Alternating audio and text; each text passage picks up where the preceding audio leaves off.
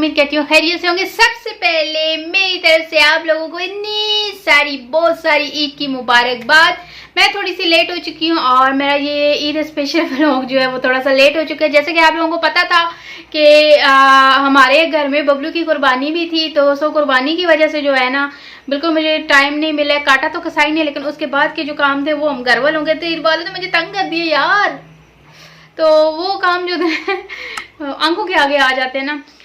बाकी के जो काम थे वो तो खुद को ही करने थे, वो खुद ही किए हैं। और उसके बाद गोश्त वगैरह बांटना ये वो आपको पता है। और मम्मा की लंबी चौड़ी फरमाइशें थी, लंबी चौड़ी फरमाइशें जो मम्मा की थी, मैं उस दिन आप लोगों के साथ मैंने शेयर भी की थी। मम्मा ने क्या क्या बनवाना था और क्या क्या खाना था।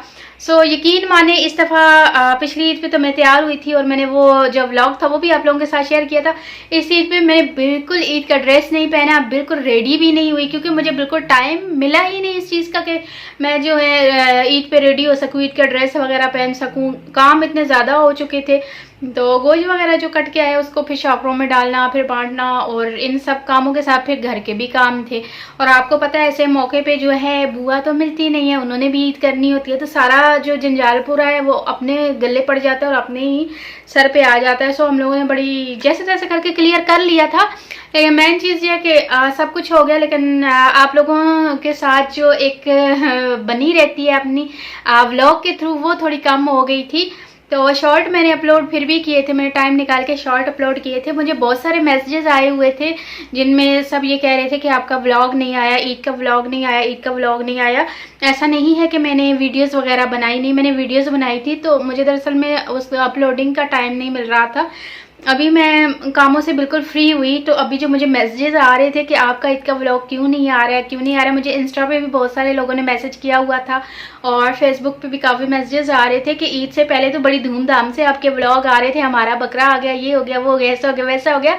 तो जैसे ईद आई है तो आपका कोई व्लॉग नज़र नहीं आ रहा तो मैंने वहाँ भी उनको यही जवाब दिया कि मैंने वीडियोस वगैरह बना के रखी थी, लेकिन जाहिर सी बात है मेरी कोई सिस्टर नहीं है, मैं अकेली हूँ, तो इस वजह से फिर सारा जब कोई ऐसा मौका आता है तो सारा लोड इन मासूम कंधों पे आ जाता है, तो मुझे अकेली को ही करना पड़ता है। सो खैर वो तो हो गया जैसे तैसे करके। और फिर भी मैंने जो वीडियोस मुझसे शूट हुई मैंने वो वीडियोस शूट की, वो वीडियोस मैं आप लोगों के साथ अभी शेयर करने वाली हूँ। उम्मीद करती हूँ कि आप लोगों को अच्छी लगेगी हमारी भी ईद की तैयारी। और चले मैंने जो कुछ क्लिप्स बनाए थे वो क्लिप्स आप लोगों को दिखाती हूँ, और उसके बाद फिर बाकी की बातचीत करते हैं। मेरा और आपका साथ तो जो है वो क्या कहते होते हैं, दिलों का साथ है जो कभी ख़त्म नहीं होगा, जो हमेशा जुड़ा रहेगा, क्योंकि दिलों के तार जुड़े हुए हैं, तो हमारी गपशप तो चलती रहेगी। चले मैं आपको वो कुछ क्लिप्स दिखाती हूँ और कमेंट्स में। बबलू हमारा बहुत पुरसकून बैठा हुआ है, कोई टेंशन नहीं है, बिल्कुल बेफिक्र हुआ। तो कसाई भी बहुत जल्दी आ गया था, लेकिन फिर जो है हम लोगों ने बोला नहीं अभी नहीं करनी है, कुर्बानी तो नमाज के बाद होनी है। फिर उनको हमने वेटिंग में बैठा दिया। जाहिर सी बात है नमाज होगी तो उसके बाद कुर्बानी होगी। और मैं सुकून से अपने बबलू के पास आई मेरा दिल बहुत ज़्यादा इसके लिए उदास हो रहा है, क्योंकि पता नहीं क्यों इससे इतना लगाव और इतनी मोहब्बत मुझे हो गई कि दिल बिल्कुल अजीब सा हो रहा है, तबीयत अजीब सी हो रही है। लेकिन क्या करें, कुर्बानी तो करनी है ना, तो अल्लाह पाक कबूल फरमाए। बस क्या बोलूँ मैं इससे ज़्यादा तो कुछ नहीं कह सकती। और मैं कुछ ही दिनों में तकरीबन 3-4 दिन हमारे साथ बबलू रहा, और 3-4 दिनों में बबलू से एक मोहब्बत सी हो गई। और बबलू था भी बहुत मासूम, ये कभी भी इसने हमें तंग नहीं किया है। 3 दिनों में महसूस ही नहीं हुआ कि घर में बकरा है। हालांकि हमारा इतना बड़ा घर नहीं है, छोटा सा घर है, लेकिन फिर भी फील नहीं हुआ, बहुत मज़ा आया। चलिए अल्लाह पाक कबूल फरमाए, यही कह सकती हूँ मैं फ़िलहाल तो, और क्या कह सकती हूँ मैं।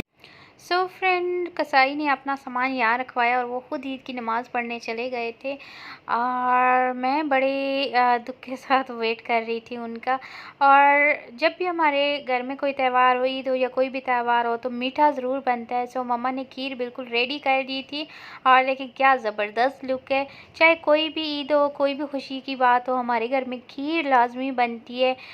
ये अक्सर आपको मेरे व्लॉग में नज़र आएगी। और मतलब हम घर एक होता है ना वो वो डिब्बे वाली खीर वो नहीं, जो चावलों से खीर बनती है मम्मा वो वाली खीर बनाती हैं और बहुत टेस्टी खीर बनाती हैं और मेरी बहुत ज़्यादा फेवरेट है। ख़ासकर मम्मा के हाथ की खीर मुझे बहुत पसंद है।